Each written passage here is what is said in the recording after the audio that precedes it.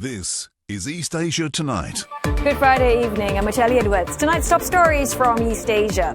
China's third and most advanced aircraft carrier enters service, marking a major step in President Xi Jinping's drive to modernize the military, boost power projection, and rival U.S. sea power. Now, North Korea fires a short-range ballistic missile into the East Sea, flying about 700 kilometers before landing outside Japan's exclusive economic zone, with no damage reported. Also, all-out search and rescue still ongoing at South Korea's Ulsan, a day after a 60-meter tower undergoing demolition collapsed abruptly, leaving at least 3 people dead and 2 unaccounted for. A reprieve for automakers in Europe as the Dutch government is reportedly willing to relinquish control over Nexperia. It's a major shift in its battle over control of the chipmaker with Beijing.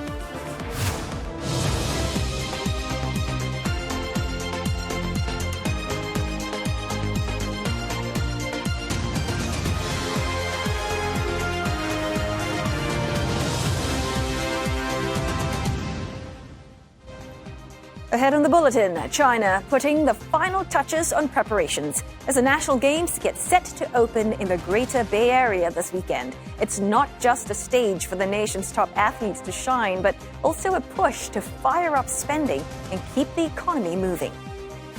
And China's marriage rates are plunging, and with fewer weddings come fewer babies. Now matchmakers are on a mission to bring back the spark, reviving love and marriage in a country where finding a V1 has never been tougher or more important.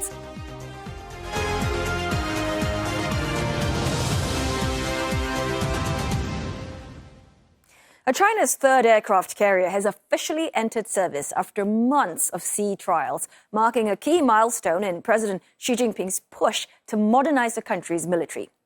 Well, the commissioning ceremony, attended by Mr. Xi himself, took place at a naval port in China's southern island province of Hainan earlier this week. State media showed the Chinese leader boarding the vessel named Fujian for an inspection tour. Officials have called this a major step in strengthening China's naval capabilities. The Fujian is China's first fully homegrown aircraft carrier and its most advanced. It features a flat flight deck and electromagnetic catapults, allowing for more efficient takeoffs. And that gives it a significant edge over China's 2 earlier Russian-designed carriers, which use older ski jump ramps. A Fujian is also capable of carrying more and heavier armed jet fighters. Now, CNA's senior correspondent Han Yuguan joins us live now from Shanghai to tell us a little bit more. So first up, Yuguan, how would Beijing's neighbors be viewing this development? And do you think, China would seek to temper any of those concerns? Well, experts say the Fujian carrier will help China expand its power far beyond its waters, and it is the first, like you said, that with the catapult, as well as also the first both designed and built by itself. It's really an outcome of Xi's massive military overhaul to have a modernized force by 2035, and it will likely be viewed with wariness by neighbors with maritime disputes with China. For example, the claimants of the South China Sea in Southeast Asia. Now, with disputes with China over Diaoyu and Senkaku Islands, the Japanese are already not welcoming this news. In fact, Japan's chief cabinet secretary told reporters that Japan believed that China's military intends to advance its operational capability at distant sea, air, by strengthening sea power. He emphasized that Japan is watching and would calmly but decisively respond if necessary. Meanwhile, Brian Hart, Deputy Director of CSIS China Project, says that these carriers extend the range of China's domain awareness to keep an eye on activities in the air, on the sea, or below the sea. The ability to carry a reconnaissance aircraft, for example, means that it won't be operating blind when it's out of range of land-based support. Now, you also asked that whether China would temper these concerns. Well, China would likely want to walk a tightrope between projecting power and assuring neighbors. Sure, stability is good for China. So diplomatically, China may engage in outreach to assure Southeast Asian neighbors, member states, for example, by inviting them to joint exercises or offering cooperation with the carrier, but it's likely also be using the carrier for signaling, like sea trials, group maneuvers, possibly extended into contested zones like the Taiwan Strait, South China Sea, or East China Sea. In fact, we're already seeing signs that the Fujian is sailing through the Taiwan Strait, for example, and operating in contested waters. So the biggest risk here is miscalculation. The more China deploys a carrier closer to the contested zone, the more there's a chance that it may be interpreted as coercive or aggressive, and that could spark incidents. So, Yugon, we've heard, some of the, pretty impressive capabilities of this latest Fujian carrier. But tell us more in terms of why is it such a big deal? I mean, seen as such a big milestone for China. Well, for one, it is designed and built by itself. Secondly, and quite importantly, the electromagnetic catapult. It makes China the second country of the United States to operate a carrier with that sort of technology. It marks a significant leap for the Chinese Navy. The catapult system was originally developed by the United States. It's only found in the latest U.S. Navy Ford-class carriers. According to Xinhua, President Xi himself made the decision to use the catapult technology on the Fujian carrier. It's quite a sharp contrast to the decision made by the U.S. President Donald Trump last week. President Trump said he wanted to abandon the electromagnetic catapult technology, calling the system expensive, unreliable, and difficult to repair. He wanted to go back to the steam system, using high-pressure steam to drive pistons to hurl aircraft off the deck. That system, however, is 70 years old, and comparatively, the electromagnetic system allows planes to be launched more frequently at higher speeds from shorter distance with higher payloads. Oteli? Hey, good to know. Thanks so very much for that explanation. CNA senior correspondent Han Yu-Guan live in Shanghai. And just a bit of background about the other two aircraft carriers China operates. They are the Liaoning and the Shandong. Both entered service in the past decade. Now, the Liaoning is China's first. It was originally built for the Soviet Navy, but the structure had been left incomplete after the former Soviet Union dissolved in 1991. Now, the carrier was eventually sold to China and had underwent major refurbishment and modernization. And the Shandong is China's second aircraft carrier. It was built in China, but was based on the Soviet model. The vessel made an appearance in Hong Kong in July as the city marked the 28th anniversary of its handover to China. South Korea says Pyongyang has fired a short-range ballistic missile towards the East Sea, or Sea of Japan, flying about 700 kilometers. Now, Japan's Coast Guard confirmed that the projectile has fallen into the sea. Japanese Prime Minister Sanae Takaichi says that there are no immediate reports of damage and that the missile likely landed outside of the country's exclusive economic zone. The launch comes a week after Pyongyang fired short-range ballistic missiles ahead of the APEC summit in South Korea and U.S. President Donald Trump's visit to the country. It also follows Mr. Trump's approval of Seoul's plan to build a nuclear-powered submarine, a move that has drawn sharp criticism from Pyongyang. And this marks the latest in a series of weapons tests by the North amid stalled diplomatic efforts.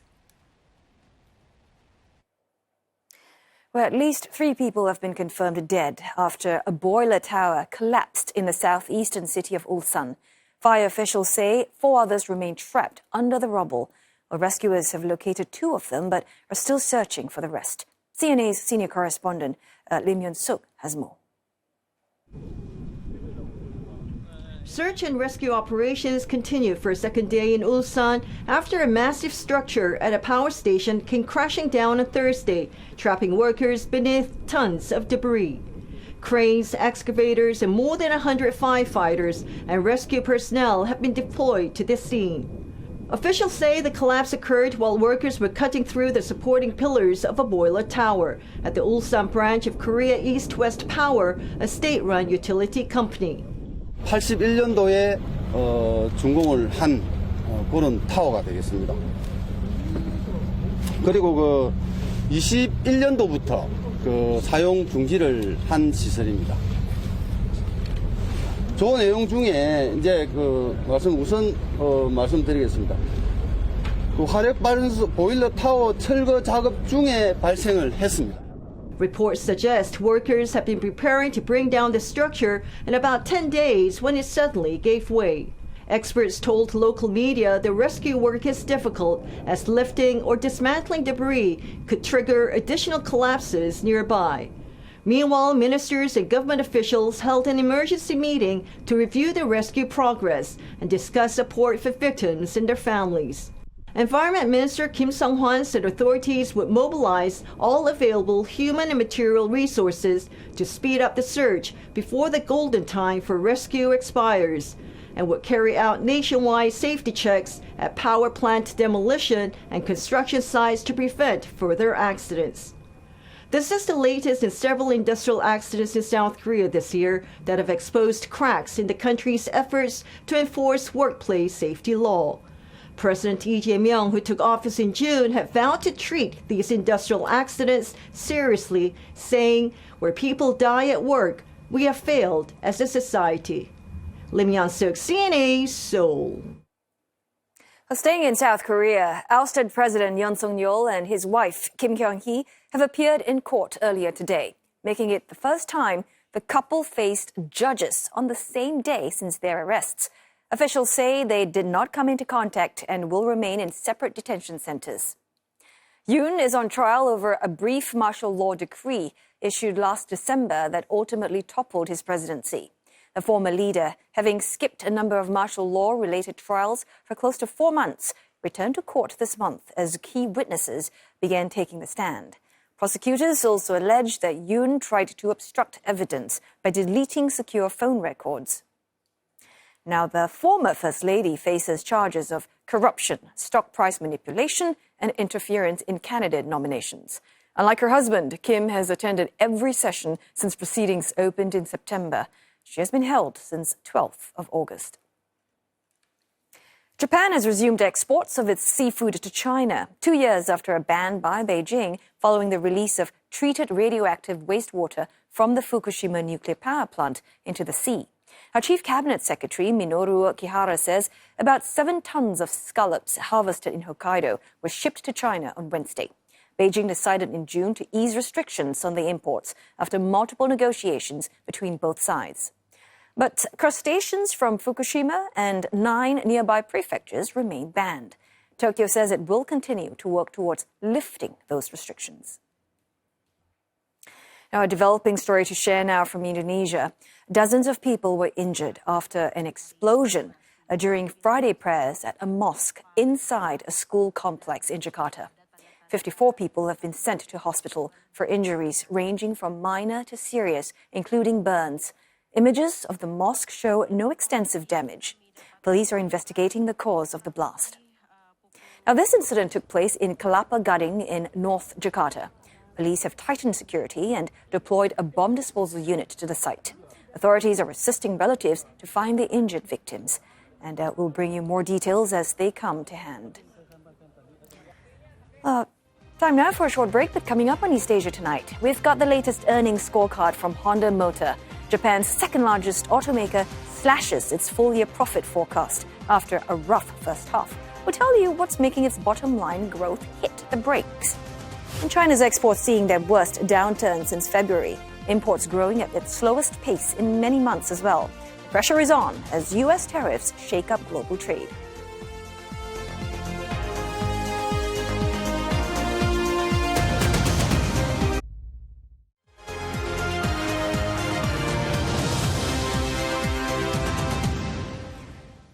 Hello there. Good to have your company this Friday. You are just in time for business news with none other than Olivia Mazuki. Now, Liv, I know that you've been tracking very closely the latest trade scuffle between China and Europe involving a Dutch chip maker, Nexperia. We need to know more about that. Well, I'll tell you, it's all about geopolitical tensions brewing over the control of semiconductors, critical to everything from cars to semiconductor. And also, this could spill over and it could happen as early as next week. And it comes as European automakers warn of production stoppages due to Beijing's export restrictions. Nexperia produces power control chips used by BMW and Volkswagen. The tussle over the chip maker goes back years, actually. In 2019, a Chinese electronics supplier, Wingtech, acquired Nexperia for $3.6 billion US dollars. But last December, the US government blacklisted Wingtech, accusing it of helping Beijing's efforts to secure sensitive semiconductor capabilities. And in September, Washington added Nexperia to the blacklist. And shortly after, the Dutch government seized control of Nexperia, accusing Wingtech's CEO Zhang Xuezheng of misusing company's fund for personal and external business gain. Last month, Beijing retaliated by restricting exports of chips produced by Nexperia's Chinese operations. So for more context, we have Will Denslow covering this live for CNA from Brussels. Will, good to see you. First of all, let's help wrap our heads around this. Take a step back for some context here. How is a Dutch chip maker like Nexperia so critical to global supply chains? Well, as you rightly mentioned, essentially the supply chain of chips, especially for Europe's automotive sector, so critical for many economies here in the European Union, is heavily reliant on China for these rare earth minerals, for these chips that are now used in every single vehicle that is made. Now, we've heard in recent days from the ACEA, the major industry lobbying firm here in Europe for the auto industry, who said essentially that this spat involving Nexperia was critical, warning that these disruptions of chips reaching Europe meant that the worst effects of this disruption will be felt in a matter of days, they said. So essentially a halt to the ability to keep these cars going off the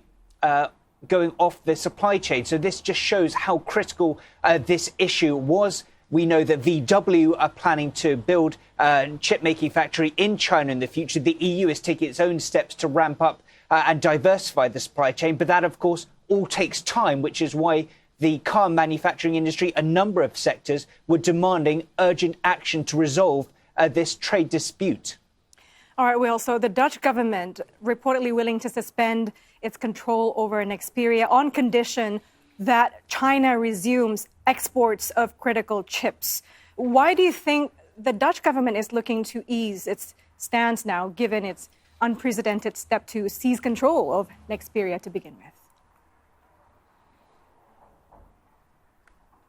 Well, we've heard recently from the Dutch government directly, who say that they've made this decision based on what they describe as the constructive nature of talks. There have been a flurry of diplomatic activity over recent days involving the European Commission as well. A spokesperson for the Commission saying earlier this week that talks have really been ongoing with all parties. In other words, with Dutch authorities, with Nexperia, with Chinese authorities as well. A Chinese delegation was here in Brussels last Friday for trade talks, where the issue of Nexperia would, of course, featured prominently. But the major changing point, really, was, of course, that meeting between Chinese President Xi Jinping and US President Donald Trump, where there was that relaxation when it came to these export controls. Nexperia saying that they remain hopeful, optimistic, that in turn will mean that these chips will start reaching Nexperia's customers in Europe and around the world. So, Will, from Brussels' perspective, how significant is the Nexperia situation in the broader EU-China tech rivalry? It's certainly seen by many as an enormous relief, especially for these industries so critical, reliant on these critical materials and these chips. So for the business community across Europe, a major sigh of relief. But that again just shows how reliant European businesses are on this supply of chips from China. The EU is taking some steps, it says, to try and diversify. It aims to double its production of its own chips by the year 2030. But these are all issues that take a number of years to try and produce. It's not easy switching supply chains, diversifying supply chains. So for the time being, this relationship with China remains absolutely crucial. But this isn't a trade issue that's just focused on the supply of chips. There are a number of issues between the two sides. Just in recent days, the EU has launched an anti-subsidy probe into the export of tyres from China. Just another example of these frictions that do exist in this relationship. All right. We appreciate you keeping your eyes on the ground and continuing to monitor this development for us. Will Denslow live from Brussels. In equity trade, European car makers moving into high gear with shares of heavyweights BMW, Mercedes, and Volkswagen revving up. They're supporting regional gains as seen in the sector index. Stocks Europe 600 automobiles and parts, just gaining ground about 1%. BMW there almost 2.5% to the upside. Same gain, same margin of gain seen in Volkswagen. China's exports in October unexpectedly declined for the first time in 2 years as overseas orders tapered off following months of front-loading to beat a U.S. tariff deadline. Exports in October fell 1.1% on year, missing estimates for a nearly 3% growth, and that is also lower than September's 8.3% rise. Imports, meanwhile, increased 1%, also lower than estimates. The latest data raised fresh concerns over the Chinese economy as it struggles with a prolonged housing market downturn and weak job market. But the agreed-upon trade truce between the leaders of U.S. and China last week has eased some of the uncertainty going forward. Now, as part of the deal, Beijing agreed to pause tighter export curbs on rare earth materials imposed in early October. These are materials critical in areas of manufacturing, including cars and defense products. Exports of these rose 9% on month in October for the first time after 3 straight months of decline. For the year-to-date period, they're up about 10.5% on year. A Honda Motor hit by a shortage of Nexperia chips for its parts. It slashed its forecast for this year, given that impact and worsening sales in China, as well as a one-time electric vehicle costs. The Japanese auto giant has posted a small drop in revenue for its July to September period and a sharp drop in operating income of about 25%. Competition has intensified not just in China, but also in Southeast Asia with the entry of Chinese automakers into the region. The company now expects to sell around 925,000 vehicles in Asia, including China, for the current financial year. That's down from a previous target of more than 1 million. It is now expecting to make about $3.65 billion in operating profit for the current fiscal year, which ends March next year. That is a 21% cut from its earlier target.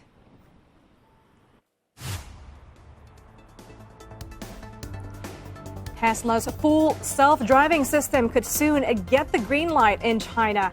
Elon Musk says the automaker expects full approval as early as February or March next year. Currently, Tesla only has partial approval in China, meaning the system cannot yet handle complete trips on its own.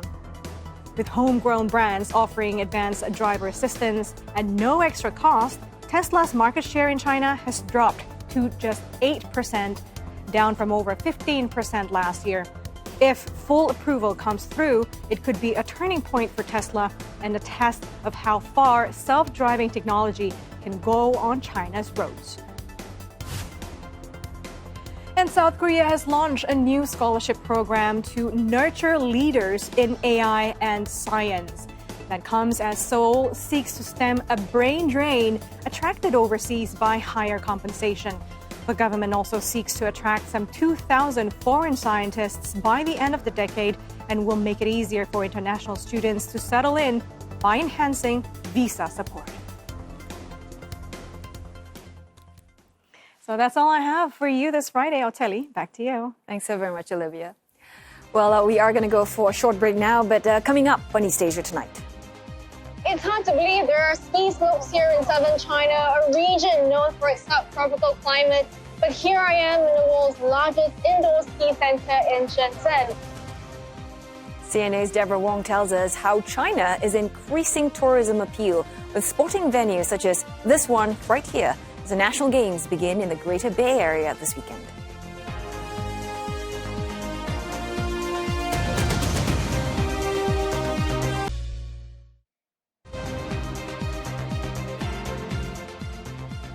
This is East Asia Tonight, and here are the headlines we're following. China's third and most advanced aircraft carrier enters service, a major step in President Xi Jinping's drive to modernize the Chinese military, boost power projection, and rival U.S. naval power. South Korea and Japan criticized North Korea after it launched a ballistic missile towards the East Sea, also known as the Sea of Japan. The missile landed in waters outside of Japan's economic zone. No damage or injuries have been reported. And at least 3 people in South Korea killed after a large structure undergoing demolition in Ulsan collapsed yesterday. Rescue operations are ongoing to pull out 2 other workers trapped beneath the rubble, and search for 2 others who are still missing. China's national games will begin in the Greater Bay Area this weekend. And it's not just a chance for China's top athletes to showcase their talents. Well, the consumption of sporting events is also a key focus for the Chinese government in their plan to keep the economy growing. Deborah Wong with this report. It's hard to believe there are ski slopes here in southern China, a region known for its subtropical climate. But here I am in the world's largest indoor ski center in Shenzhen, and that's a crowd to match. Look around me, there are hundreds of people in this facility right now. And that's also because I'm visiting during the Mid-Autumn Festival, which is a public holiday in the mainland, Hong Kong and Macau. So there are plenty of non-locals here. Now the question is, will this just be another novelty, or will the US $4.2 billion investment pay off? At 100,000 square meters, an area as big as about 15 football fields, Tianhai Snow World cuts an imposing figure from the highway. It's Shenzhen's answer to raising the city's tourism appeal, with day trippers coming in directly from Hong Kong. 我喺香港嚟，其實香港你知冇話出場啦，咁深圳呢個可以自己揸車嚟，咁都好快，個幾鐘頭就到啦已經。我们是从中山东区，然后到这边来。我们初学的话就会觉得还挺刺激的，那后面有高阶的话可能会越来越刺激，所以会来这里的次数肯定不止1次那种。我觉得比起去长白山那就好很多啊，那你去长白山你要飞过去弄来弄去的，太多了。对，像在这里的话，随时想来就来，特别好。然后到时候小孩啊，他们这个想在这边请一个长期教练啊，这个比如说1个星期来上1次课啊，或者怎么样的，也会有这样的安排。The snow center runs at a frigid -6 degrees Celsius all year round. Skiers have a full run of 5 professional slopes up to 441 meters, a dual ropeway and snow play zones. The facility is designed to host international competitions. The compound will eventually be linked to a hotel, indoor diving pool, and a cycling track. The idea? Come for the slopes, stay for a whole active lifestyle. Further north in Guangzhou, this is where China will host its 15th national games. Now, this stadium is no stranger to the spotlight, having hosted the 9th edition of the games in 2001, some events of the 2010 Asian Games, and it was also once in the running for the 2008 Olympics before Beijing clinched it. So big stage, big ambitions. The upgrades are done, but it's still off-limits till showtime. So what's new? Solar panels powering the place, a smart system cutting energy use by up to 20%, and the 3-kilometer AI-driven running track. But the upgrades go beyond the games. China is betting big on venues like this to cash in on the global sports economy as well as to boost domestic consumption. 惠民生是促消费的基础和前提，促消费也是惠民生的重要途径。比如政策措施提出，打造一批具有较高知名度的精品赛事、职业联赛以及具有自主知识产权的体育竞赛表演品牌。 If it all goes to plan, by 2030, China will have around 100 new sporting venues that can host international competitions. But the sports industry in China is not just a game for the big players. I've just finished a tournament in Arizona, and I was approached by an individual, and he asked me whether I'd be interested in helping to do something in Guangzhou. So I spent a good 6 months, 7, 8 months helping them to set up, and I've been here ever since. From pro player to entrepreneur, Singaporean Darren Ho now runs his own pickleball facility in Guangzhou. The court is tucked away in a quiet neighborhood just outside the city center, but it's attracting a steady stream of regulars, even from across the border. 香港人工比較貴啦，租比較貴啦，可能300零蚊一個鐘，你計埋啲噼里啪啦折咗之後，香港請個私人教練800到1000啊左右啦，私人教1個鐘一堂。因為香港大部分都係私人場地，政府啲場地好少好少。So they will stay for a night, and then normally we'll have like 2 days of paying here. There's a lot of training here, training session, so which is also very good. I try to work that out for them. China has laid out grand plans. By 2030, it wants to expand its sports industry to beyond $980 billion. It's about halfway there. The industry is projected to top $420 billion by year's end. And latest government data shows it's been growing at an average of 11.6% a year. And for Darren, it's all ripe for the picking. You can tell this is where the hole I showed you, this is where it used to be. Perfectly safe, you can step on it, jump on it. Right? It's very, very safe. You can tell it's a lot wider, a lot longer, a lot higher, and then we'll be removing those walls so it's all the way. So we'll have 2 competition courts here. These courts are going to be much bigger than our existing courts, which are more training courts. There will be also spectator stands, there'll be LED screens, there'll be live streaming cameras. We are also implementing technology for players to analyze their own play on cameras. So this is going to be quite state-of-the-art.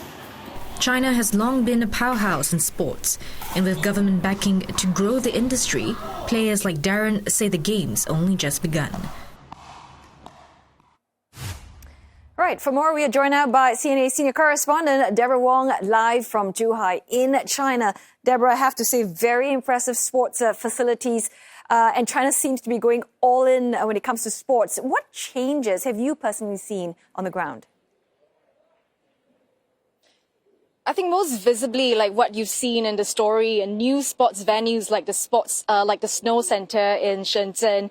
And, you know, there's a massive one, another massive one coming up in Shanghai next year. So recreational activities aside, these sort of new training venues will give, more access for athletes to train in warmer regions at any time of the year, especially for winter games. But beyond that, there's also going to be more financial support for sports companies to expand their services, their amenities as well. And we've also seen more climbing gyms, for instance, more recreational parks, skateboarding facilities in community parks also. But beyond the new facilities, older venues are also getting a facelift, like what you've seen in the story. The Guangzhou Olympic Stadium was actually renovated for the national games. In fact, for the national games, we did see around 23 venues in Guangzhou alone being upgraded, and they've gotten a facelift in terms of sustainable features. You are seeing AI and AR navigation tools, also some upgrades to make sure that these facilities can meet international world certification standards, of course, to pave the way for the ability to host international games in the future. Also, Deborah, another thing we're looking at for the national games, 2 more days to go before that happens. In terms of preparations, how's it coming along? So it's extra significant this year because it's going to be the first time that the Guangdong, Hong Kong and Macau region, collectively known as the Greater Bay Area, will be co-hosting the national games. And to really showcase the integration and the connectivity of this region, we are going to be seeing for the very first time cross-border events. So where I am right now in Zhuhai, in fact, this is going to be the start of a cross-border cycling race. We're in Zhuhai, and what's going to happen is that cyclists will flag off from here, head down that direction, and across the 55-kilometer long Hong Kong-Zhuhai Macau bridge. Now, that's the bridge that connects the mainland to the 2 SARs of Hong Kong and Macau. And really, this entire distance will be over 230 kilometers. So it's going to be a massive race. It's also going to showcase a lot of coordination on a very large scale. We have about 60,000 volunteers, about 26,000 athletes across 3 zones. So there's going to be dedicated port clearances. There's also going to be test events that we saw, happening throughout the year, as well as emergency drills, all in preparation for the games. And to really boost consumption, the host cities across the GBA have been releasing packages for event tickets, hotel bookings, as well as admission or priority admission, in fact, to the different tourist sites around the host cities. So, Deborah, you are in Zhuhai right now, but you are actually based in Shenzhen, and there's another major event that's going to be coming up, and that is Shenzhen hosting the APEC 2026. And I would imagine there's lots of excitement on the ground for that. Absolutely. There's going to be a lot of excitement because just a few days after that was announced, the Guangdong provincial government actually announced a 3.5 billion yuan investment to boost consumption related to major events like the APEC summit. So what that money is going to be going to would be tourism guides, premium travel routes, nightlife upgrades as well. Now, Shenzhen is symbolic in many ways. It's actually one of the first few special economic zones that China has set up to really open up its economy. So it is significant because it happened in the 80s. And from then onwards, it transformed from a very sleepy fishing village into a mega tech hub, a mega logistics hub that is very important in the global supply chain. So it is, observers say, representative of how far China has come, how far it has progressed. So observers are also saying that it's no surprise that China has then chosen Shenzhen to be a place, to indicate its openness, its commitment to openness and multilateralism as well. And of course, all eyes will be on whether U.S. President Donald Trump will be attending because, Shenzhen is also home to a lot of big Chinese tech names like Huawei, and these kind of companies have been sanctioned by the U.S. So it really is going to be an eye-opening experience to see how the U.S. and China navigate diplomacy next year. Vitaly. Well, lots to look forward to. Thank you so very much for that report. CNA's Deborah Wong live from Zhuhai in China. Well, on that note, we're going to go for another break now, but coming up on East Asia tonight. China says it is committed to honoring its climate pledges ahead of the COP30 summit in Brazil. Beijing also says it's supporting global cooperation at a time the U.S. is pulling back from climate action.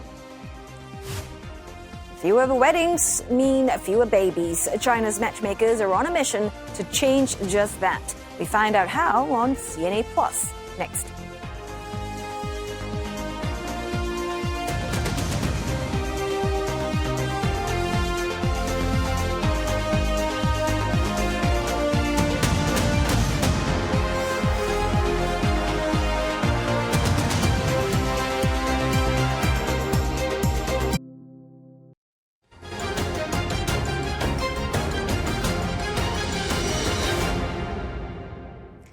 United Nations Chief Antonio Guterres has condemned climate inaction as, quote, a moral failure and deadly negligence, while declaring that nations have failed in their pledge to limit global warming to 1.5 degrees Celsius.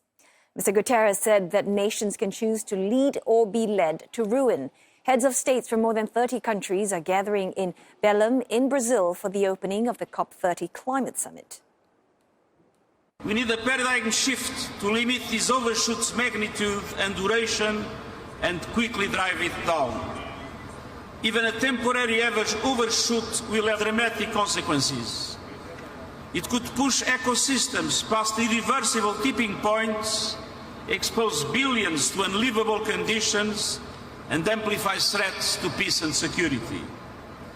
Every fraction of a degree means more hunger, displacement, and loss, especially for those least responsible. Small countries are demanding climate accountability at the summit, including Barbados and Suriname. Leaders have highlighted how small countries are the most vulnerable to climate change, despite contributing the least to the crisis. Financing climate action is not charity. It is compensation for nature's services. It's a matter of global responsibility for humanity's survival. But leaders of 4 of the world's top 5 emitters, the US, China, India and Russia, are not attending the 2-day summit. Washington's absence, though, is felt most as the White House says it will not send any officials to Belém. President Donald Trump withdrew the US from the Paris Agreement for a second time on the first day of his second term. He has dismissed climate sciences as, quote, a con job. Some leaders at the summit have condemned the US leaders' climate denialism. Chinese President Xi Jinping is also not at the summit, but is represented by Vice Premier Ding Xuexiang. Beijing has pledged to honor China's climate commitments. Well, the nation is the world's largest emitter, and it has, in the absence of the US, increasingly sought to portray itself as the leader of global climate action. And you can head to our website, cna.asia, our mobile app, for more COP-related coverage, including this story on the 5 key things to watch out for at the UN climate talks. From nightclubs to a subway station, and even on snow-capped mountains, couples can now marry anywhere in China, not just in their hometowns. In a country where children are rarely born out of wedlock, no marriage means no babies. And China is racing to boost its marriage numbers to reverse its demographic crisis. 6.1 million couples tied the knot last year. That may sound like a lot, but that's less than half the number recorded 10 years ago. So to encourage more weddings, local governments have been scrambling to cater to such marriage tourists, setting up registration offices at various unexpected locations. Well, at the scenic Huguo Guanyin Temple in Beijing, officials even saw more than 20 couples registering their marriage in one day last month. But experts say this change in policy alone is unlikely to make a long-term impact of the declining marriage rate. The removal of geographic restrictions indeed make getting married easier, but that is impacting people who are already in the process of wanting to get married or in the process of planning weddings. So the change in policy about removing geographic restriction alone will be unlikely to lead to any sustained rebound or change or uptick in marriage rate. But before a couple even gets to tie the knot, they'd first have to navigate what could be a lengthy process of finding the one. Our senior correspondent Wei Du produced a 2-part documentary called Chinese Matchmakers, and she explains why only men were featured. What we did was we approached matchmakers in 4 different cities. We signed them up first, and then we asked them to try to sign up their clients. And just so it turned out, the only ones who were willing to come on were men. But do I think that's entirely incidental, though? Not really, because I think it also just reflects the reality that China has this sort of something it doesn't want to talk about, the fact that there are 30 million men than women because of gender-selective abortion during the one-child policy. And for the longest time, I think the pop culture really portrayed getting married a bigger challenge for women. I'm not entirely sure where that came from. It could be coming from the patriarchal culture that wants to blame women for things and give them a bit of urgency. So a bit of the cultural stigma as well? That's right. But I think in reality, things are really shifting. That the fact is that the odds are stacked against the men, and men are more eager now. Yeah, dating reality shows are really getting popular these days, not only in China, but in Korea, India, the US. Yeah. I wonder how your shows kind of differentiate from all that. Yeah, that's right. Reality dating shows suddenly just became a huge thing on Chinese TV. And if you want to look it up, you can go to YouTube or any other Chinese social media apps. And a lot of these shows, their focus is on 2 people building an intimate relationship, which is not bad. It has its own funs, but that's not what we're here to do, right? The way I see this show, Chinese Matchmakers, is that it's really a window onto the Chinese society. What we're trying to do is to observe societal issues through the lens of dating and marriage. Because young people are not getting married, and not because they're not good at dating or falling in love. What are we talking about? So it's not reality TV? No. Well, everything in it is true. But you don't have 2 characters, as part of a reality TV show. That's not the focus. Yeah, I think our focus is really looking at the social factors that might make it difficult for people to get married. We're talking about, long working hours, the sort of high expectations. And at this particular moment, you're also looking at the Chinese economy really taking a hit from COVID and the COVID lockdowns. So there's a lot of financial factors that go into this problem, that people, the reality has changed, and maybe people's expectations haven't adapted as quickly. And to make that point, actually, I really want to show you guys this clip. Let's take a look. 那你觉得你的条件在相亲市场有优势吗？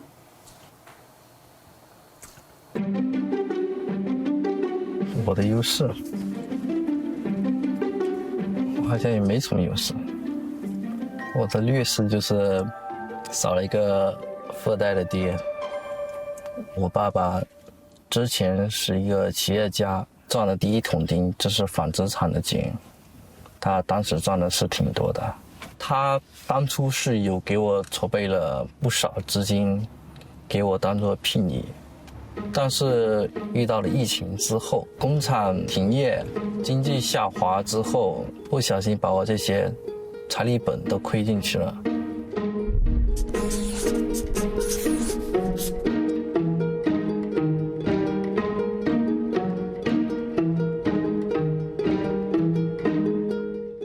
帮他匹配可能最难的点在于他的物质条件会偏弱一些，形象这些都没什么问题，经济方面这是他的劣势。I love the pauses. I just love how blunt the matchmaker is. This is a market. In the marriage market, what is your selling point? Amazing. Okay, look, I know the series was shot in 4 different places. I only know, 3 of them, Shanghai, Zhucheng, I don't know, in Shandong province. That's episode 1. And then you have Chengdu and Changle in Fujian province for episode 2. I did a quick search. They're largely the same, these 2 provinces, I'm told, but one is just more, I guess, crowded than the other. Correct me?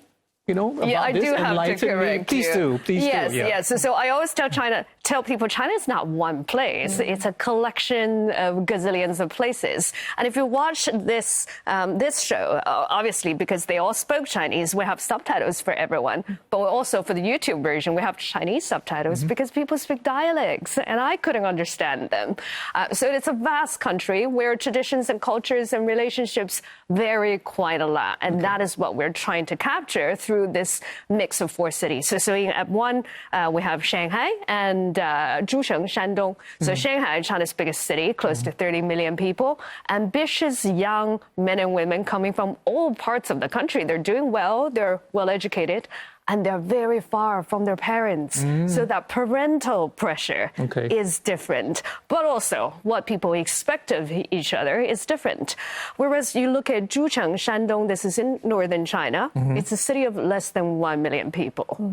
Practically everybody is there is because they were born there, and their parents live 50 yards away. I hope you've enjoyed this Friday's edition of East Asia Tonight. Don't forget your headlines anytime at CNA.Asia, and look us up on Facebook and YouTube. Thanks for watching. Have a great weekend.